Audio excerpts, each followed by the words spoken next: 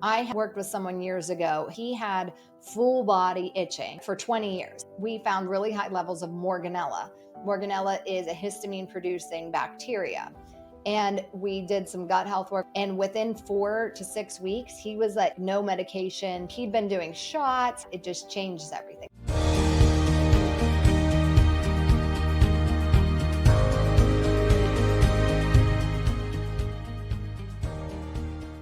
Hey everyone, welcome to today's episode of the Beljanski Cancer Talk Show. And we're joined today by Dr. Meg Mill, a doctor of clinical pharmacy and certified functional medicine practitioner with over 20 years of clinical experience. Dr. Meg is the creator of the Radiant Method, helping women worldwide uncover the root causes behind chronic symptoms like fatigue, migraines, and histamine intolerance. She's also host of the top-rated podcast, A Little Bit Healthier, and frequently guest on Fox, CNN, and Forbes Health. Get ready for an empowering conversation and the hidden connection between inflammation, gut health, and lasting relief.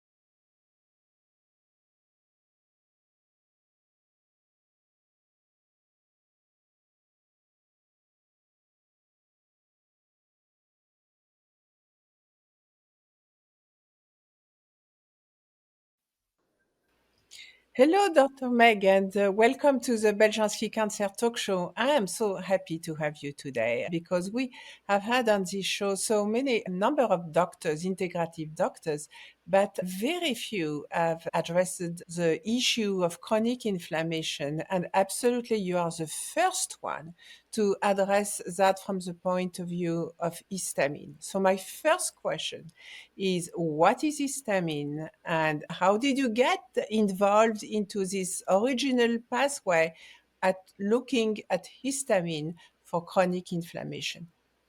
Yeah, my interest in histamine has been a long journey. So I personally had my own health journey, which is really what brought me to functional medicine. I graduated as a doctor of pharmacy. I got a PharmD, and then I went on to do a residency, and I was working as a clinical pharmacist in hospital systems with doctors. We were doing medication protocols and working in med management clinics and what we needed to do.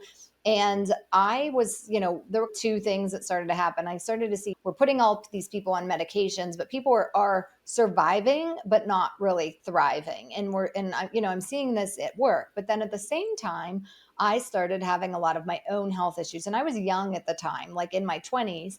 And I started to not be able to, eat. Like I would have really bad stomach pains and I didn't know what was going to cause reactions. I started to get anxiety and I started to have trouble sleeping. And then I started to have like reactions to things. And I'm going to different gastroenterologists. I'm going to different doctors and saying, I have these issues. And I'm being told, you look like a picture of health. You're fine. Everything's great. And you're like, I know that's not the case. I do not feel fine. I am anything but fine. I'm a researcher by nature. And I started doing my own research.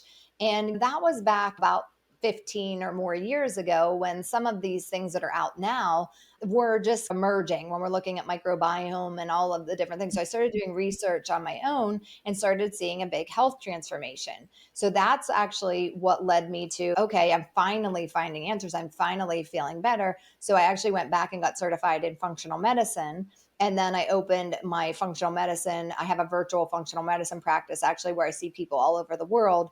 And I really have been able to see these huge health transformations. So when I'm working with people, a lot of the information about histamine and mast cell activation syndrome, which is when our mast cells start overproducing histamine and other things, was really emerging. Mast cell activation syndrome became even a diagnosis around 2016. So this is all like rather not all of the histamine information, but it keeps emerging more and more. I think we're going to see how histamine's connected. So for our audience, what is histamine and where is it coming from? For people Yes. who have never heard about this word. Yes.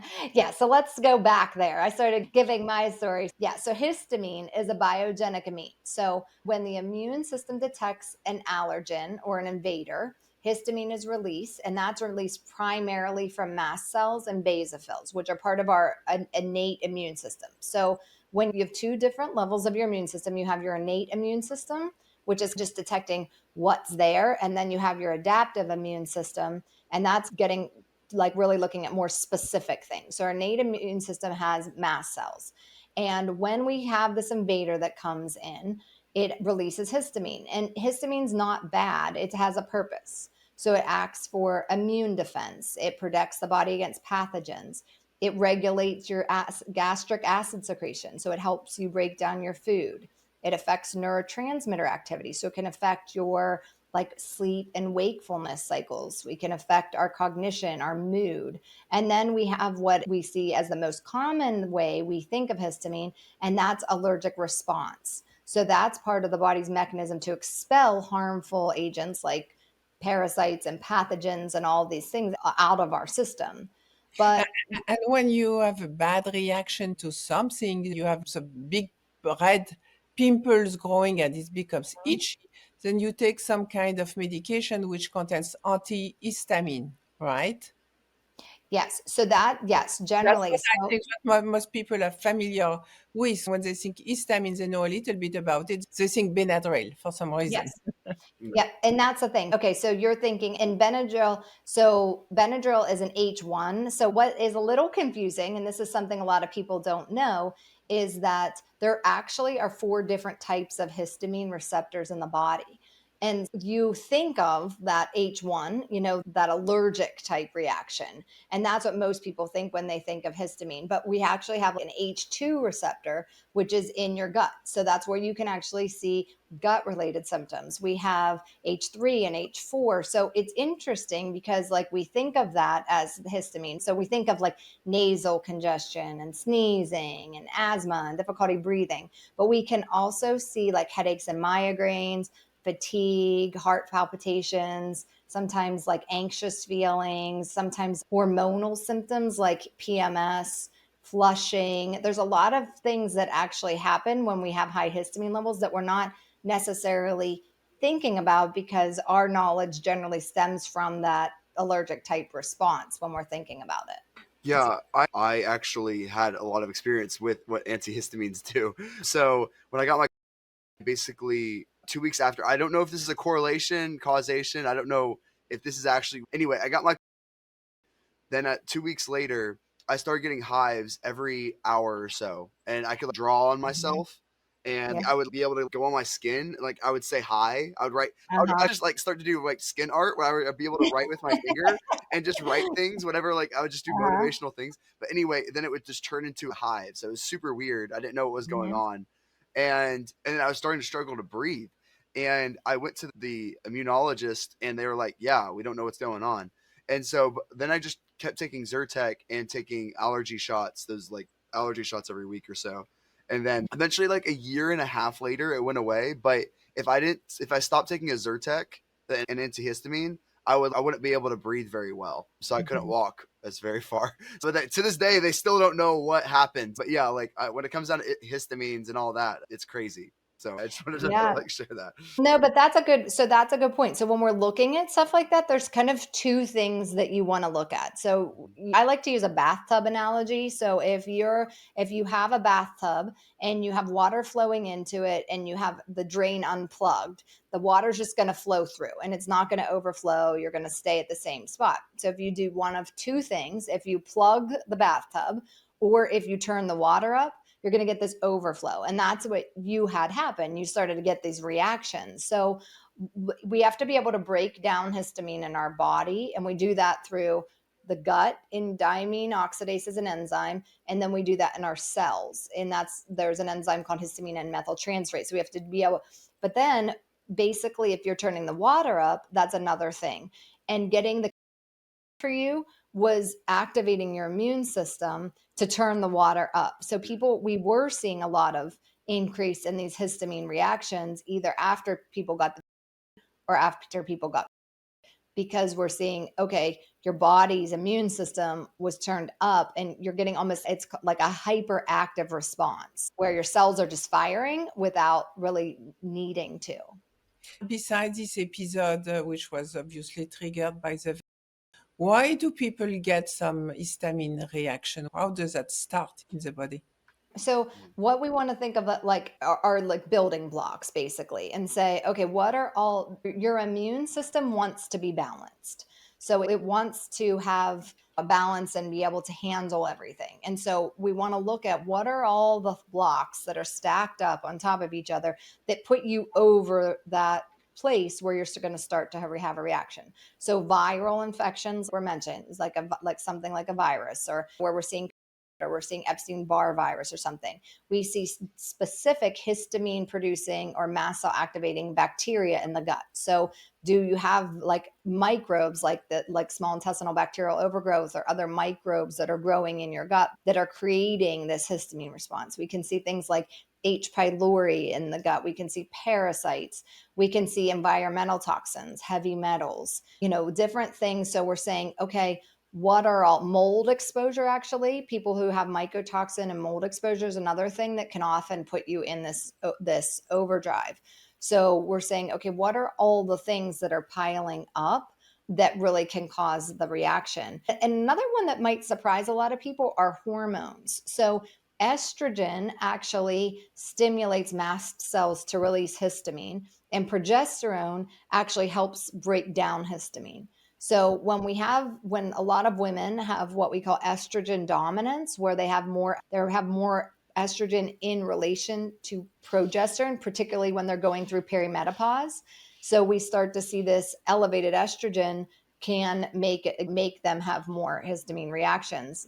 It's interesting, just to go a little bit farther there, is that women's hormones actually cycle through the month. And that's why some women can see more histamine symptoms in that time of the month that estrogen's higher versus have more flexibility in a time of the month when estrogen's lower. So it's just like the miraculousness of our body and how all of these things fit together to really create pictures that sometimes can be confusing because you don't know all the pieces that are going on. Yeah. You mentioned Epstein-Barr. This is a virus that can stay dormant in the body for many years, actually. Do you keep producing more histamine during all those years, or is the issue become dormant just like the virus does? Yeah, so once we bring down the load, if the virus is dormant, if we have the things that are triggering the response like under control, the load should go down.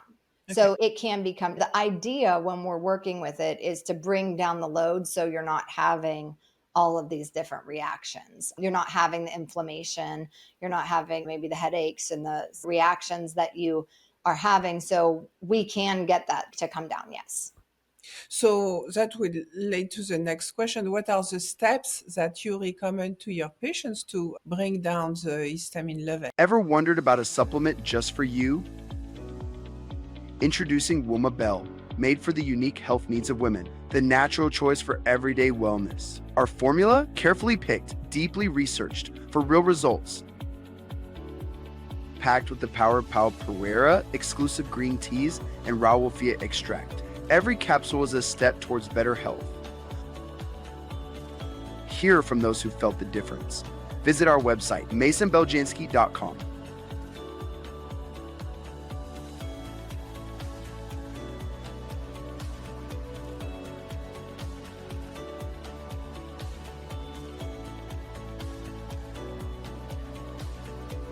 Womabel. Feel the natural difference because you matter. Unveil the power of nature through Maison Beljanski, sourced from nature, perfected by science. Get 15% off your first purchase with code EP2. Feel better naturally.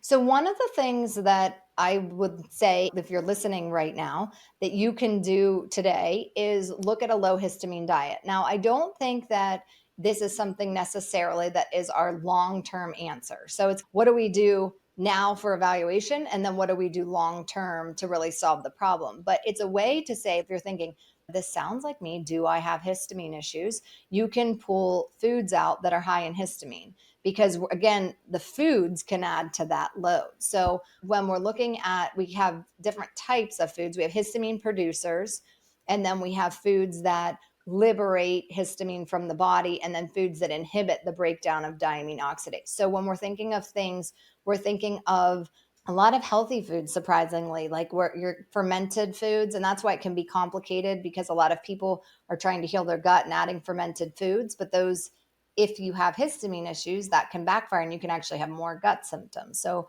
for things like fermented foods, we have things like avocados, bananas, strawberries. And I can give you a link. I have a guide that is called the Essential Guide to Histamine Intolerance, and it's 25 pages and gives you complete lists. So you can actually look at the lists of foods and see, okay, if I bring these foods down, do I feel better?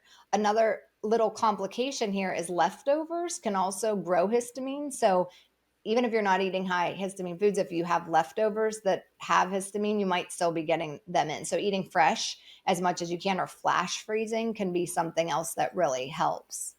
Okay. So people who have very small, light symptoms, I would not pay too much attention. They just, Mhm. have a slight headache from time to time, floating, but they allow that to build up for a long time in their bodies. That leads to some kind of. Does it become worse? What is the history, common history for building chronic inflammation, and when should really people start to be concerned and seek services like yours? Yeah, that's a great question because chronic inflammation does lead to a lot of other problems. So I think that when you're letting this go, and as we're saying, one of histamine's jobs is to create inflammation in order to be able to get cells to the area that it's alerting the body about. So if you're living with these chronic inflammatory symptoms, it's really, in some ways, we need to become our own health detective, I think, and really evaluate what we feel. Do you have symptoms? Like you're saying, okay, I have a slight headache. We actually was just talking with someone that we were talking about how we normalize a lot of things. So if you have a headache every week, that's not normal. But to you, it might feel normal because you've had a headache. You have a headache 2 times a week, every week, and you've been told, like, oh, you just have headaches. But you know what? Your headaches are actually a signal that there's something going on. So when you have these symptoms, these are signals that are saying, hey, alert, you have pain because something else is going on in your body and we need to investigate why. So you may have gone to a doctor and they're like, oh yeah, here's some rizatriptan, or here's some, like here's some medications to get rid of the pain. Just take one when you have a headache. So you're like, I get headaches. That's just who I am. Maybe my mom got headaches. But that doesn't mean that it's normal just because it's common. And I think there's a big, like, really misconception there, because when something's common, we feel like it's normal. So I think really taking a look at, how do I feel, what symptoms do I have, and really maybe being more proactive about addressing some of these things before it gets to an issue that's harder to reverse. So can you, walk us through what happens when, a new patient is calling you, calling your practice, and comes with a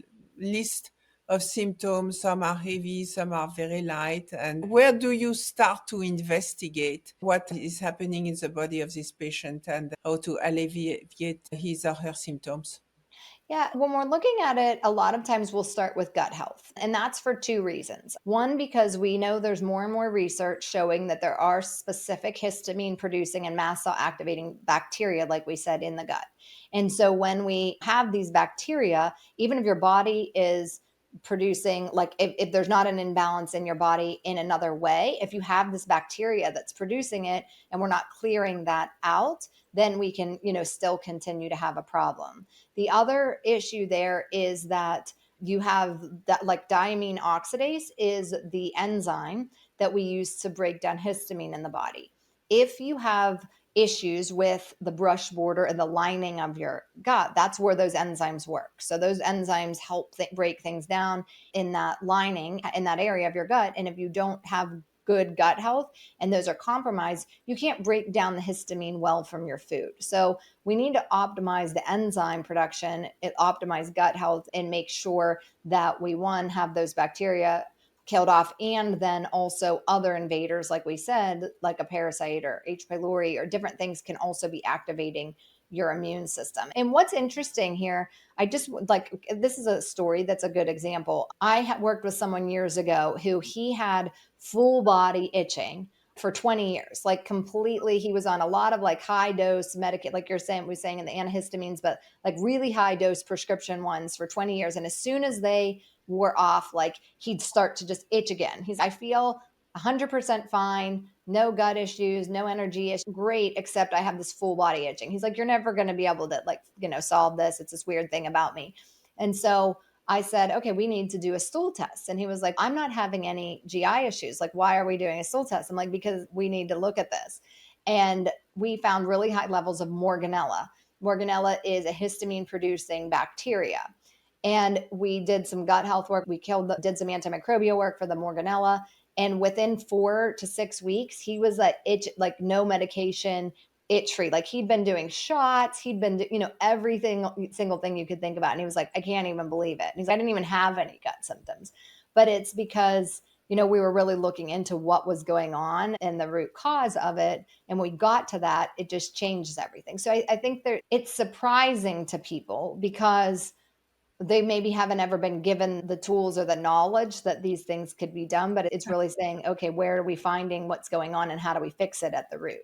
Yeah, so many people are suffering with lingering symptoms, and I think they have to live with that, and they don't even know that they can be helped. I think what you are doing would be a godsend for a lot of people who are suffering from a lot of different kind of symptoms, because indeed the symptoms can be very wide, and not every would call always an allergic reaction. Yes. Yeah. And really, it's just sometimes it is just taking that, like, really using your intuition, even knowing there's something that I'm feeling and like really thinking about why is it happening. Sometimes I have people start, if for listeners who just want like simple places to start. We talked about the low histamine diet. But you can even start and just print out a blank calendar and write down, if you have a symptom, what did you eat in the 24 hours before? It's not the only piece, but it's an investigation piece to say, okay, you don't have to track your diet all the time, but if you're having something that is noticeable, or like if you're having gut issues, or if your anxiety spikes, or you have a headache, or you have, like he was saying, like an allergic reaction, what did you eat in the 24 hours? And can you even see any connections there? Because a lot of times once you start to look, you'll be like so surprised at, what, every time I had tomatoes, and I would like never even think that tomatoes were an issue for me. And we start to like even just empower ourselves with that. Yeah, absolutely. Any steps that you would recommend for people for the long term? Something easy to do? Yeah. So what we do when I work with people is we're saying, okay, let's go through each piece of this and say, okay, from top to bottom, from like individually where you come in, basically based on your symptoms, but also the most common things. And we evaluate where we need to find those root causes and what is unique for each person. Another piece that I do see here is that there is a nervous system component to this. And that is because when you start having some of these symptoms for a long time, your body starts to respond to that. So I like to use an analogy here. So if I gave you a rose and I said, smell this rose, and you said, okay, oh, that smells good, that's nice, and you like it. And then I say, every time you smell that rose, I also want you to touch a hot stove. And so you're smelling the rose and you're like, ow, that feels uncomfortable. Like I don't like that feeling. And then I say, okay, now I'm going to give you the rose again. You don't have to touch the stove. Like, how do you feel? You're still going to feel like, ow, uncomfortable. That doesn't feel good, because you're going to be programmed for that response. And so what starts to happen is a lot of people, once they have some of these, they start to have these reactions to like more and more things because their body's responding that way. So we also do a lot of nervous system work. So we do a lot of regulation of the nervous system. We do vagus nerve work. So like with the gut brain connection, we do breath work, we do thought reframing to build neuroplasticity. So we're really also working a lot of times on the nervous system at the same time that we're doing all of the functional medicine testing and that kind of stuff too. Yeah, that's really, really important. I mean, these bouts of inflammation really lead indeed to chronic inflammation that can lead to an imbalance that then induce cancer or autoimmune disease on the long term. And taking some proactive step from the very, very beginning, not ignoring the symptoms, is so important for our long term health. I really am very grateful that you are bringing this knowledge and sharing this. This is a really important information to be proactive, the very first steps. For people who are had a aha moment today hearing of you, how can they contact you? Yes, I also have a podcast called A Little Bit Healthier. So come over there. You're going to be on the show too, on my show, talking about cancer. And join us because we have a great conversation and we're talking every day about steps you can take to be healthier. I always try to give actionable things that you can do in your life every day. Come over to the podcast. And then my website is megmill.com. It's just megmill.com. I have a lot of information and a lot of free resources on the website. And there's also a work with me button if you want to learn more about how I work with people. I work with people all over the world. And then I'm over on Instagram at just drmegmill.com. That's my website. Sorry, over at Instagram at just Dr. Meg Mill. We have fun over on Instagram. So yeah, join us. I'd love to connect. And where are you located? Where is your practice? Oh, I actually am in the Pittsburgh, Pennsylvania area, but I have a virtual practice, so I work with people all over. So that's been such an interesting and lovely experience to work with people from all over the world and get to know people in different spaces. So for people all over the world, at the beginning, for you to assess what is going wrong with them, they need a stool test, a blood test. What exactly do they need? Do you send a kit? Do you have a kit that you send them? How does that work? Yeah, so we have kits that we can send, like we said, we have a US based mostly, but we also have a global contractor that we can send tests. I don't run the same tests on everyone because everyone's different and where we need to start, but we do all of that. We do stool testing, we do a lot of different testing. When we're talking about the gut though, that's when I look at the stool testing, but we really determine that at the first intake meeting when we're really going through. I have really detailed health history and symptom questionnaires and lifestyle, and with everything going on in their life, where do we need to start for that individual person. Very good. That's super cool. Thank you so much, Dr. Meg. Thank you so much for joining. And thank you, audience, that got up to this point. This is the Beljanski Cancer Talk Show, and we'll catch you next time. Thanks.